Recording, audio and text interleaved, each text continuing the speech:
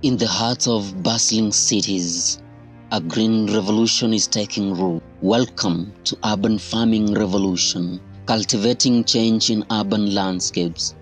This documentary is exploring the transformative power of urban farming.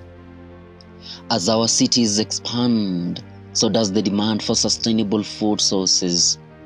In this segment, we'll delve into the impacts of conventional agriculture and the growing need for innovation solutions. From abandoned plots to rooftop gardens, discover the challenges faced in urban farming and how urban farming is transforming neglected spaces into thriving hubs of productivity.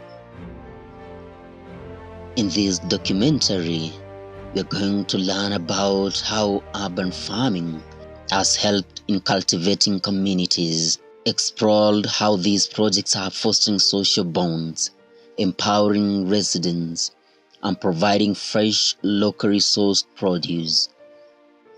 Step into the future with cutting-edge technologies that are defining urban farming, vertical farming, aquaponics, and smart agriculture system are revolutionizing the way we think about food production in urban environments.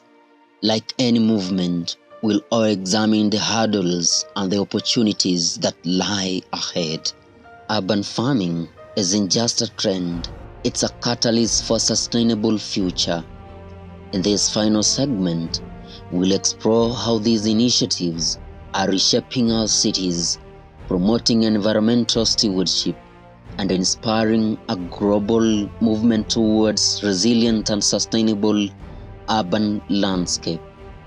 Join us on this journey as we unearth the root of resilience and witness the flourishing impact of urban farming on our cities and communities. Urban Farming Revolution, cultivating change in urban landscape, where innovation meets cultivation and the future is on the soil of sustainable urban living.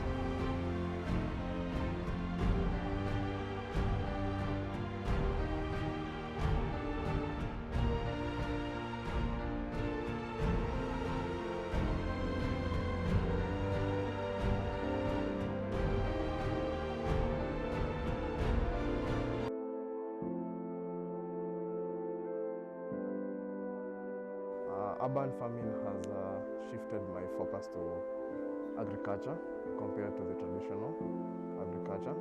This is where it involves technology and new innovative ways and use of species that are available, limited species that are available in towns.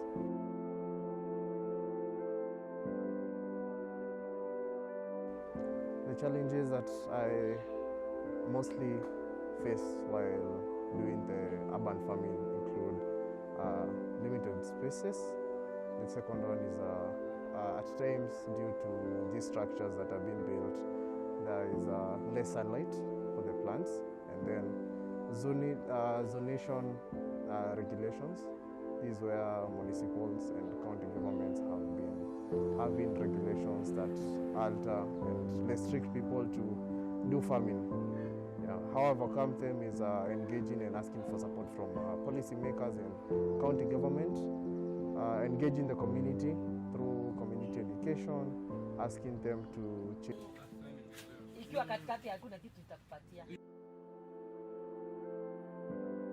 techniques and innovation and changes to urban farming.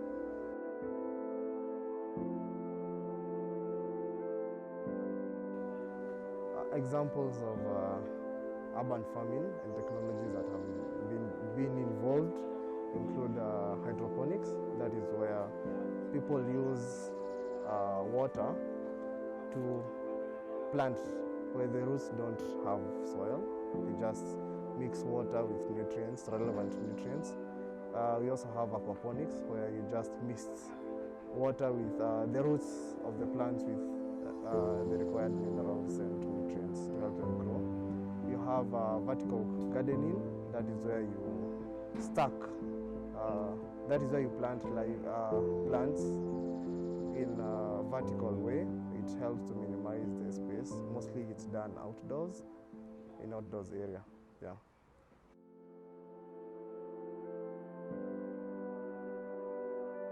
How I engage the community is through, first of all, education programs. This is where we host workshops, we host events that help the learners or even the community members to learn more about the urban farming and the relevant techniques that can be used. Also, these events are open for the public, which enhances knowledge sharing. The second thing is partnerships with NGOs and different schools. At the organization, we have partners with different schools in enhancing urban farming and helping and providing relevant equipments and knowledge that are needed to promote urban farming. The third thing is through volunteering experiences. We welcome volunteers to volunteer with us, where through the hands-on activities, volunteers are engaged, and we help them to learn more, and they are able to grow.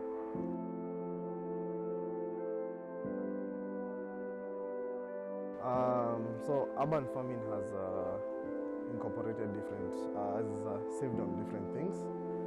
Example, water conservation, the use of hydroponics and drip irrigation save a lot of water compared to the traditional methods of planting.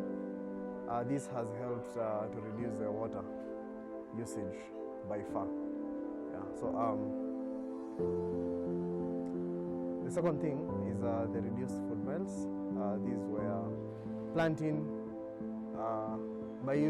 by embracing the urban farming. We plant food close to us. This helps us to reduce also the traveling in the miles, the number of miles that you are going to use to travel. Also, through this, less transport is used, less cars are used. It's just a distance of walking, so that means it also has a positive impact on the urban on the carbon footprint that is going to be used. Yeah. The third one is biodiversity and ecosystem support. Using urban farming, it creates a small ecosystem on its own, which helps different animals and also pollinators that can be used across.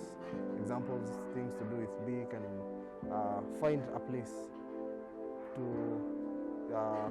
enhance pollination from one plant to another.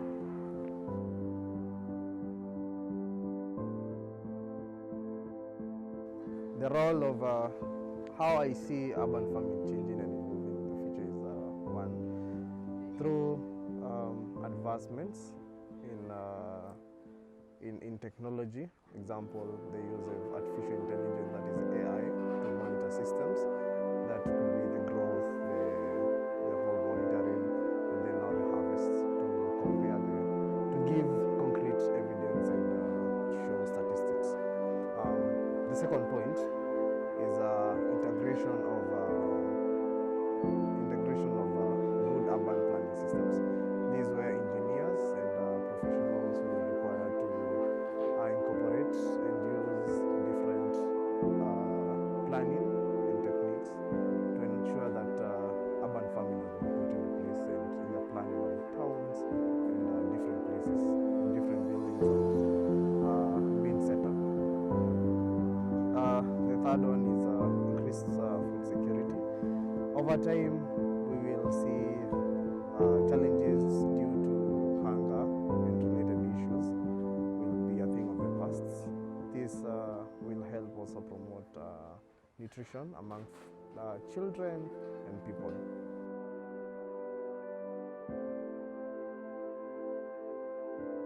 The benefits of urban farming and the expansion of urban farming in cities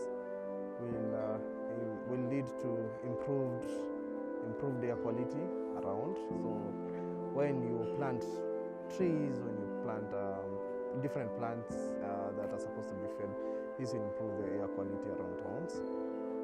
The other thing, there will be also biodiversity. I hinted that earlier I mentioned about bees acting as pollinators. This will create a small ecosystem for them.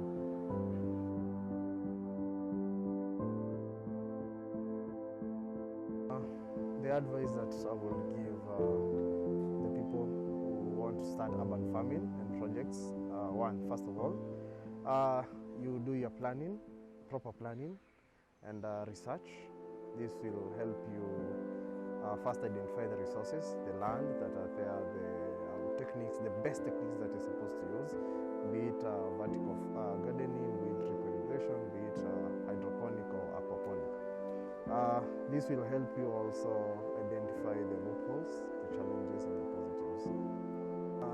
Then the second thing is you start small, and then you, when you start small, by starting small, this helps you identify any challenges that you might face, identify the local, maybe if there are rules, there are regulations, if that project will work in line with the project, with the community and the guidelines of the community.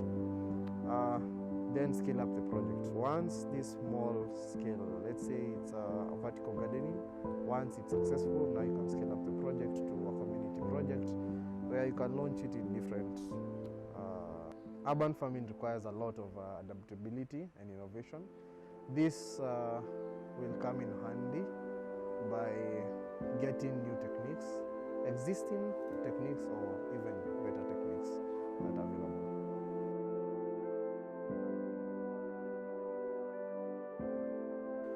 Engage the community.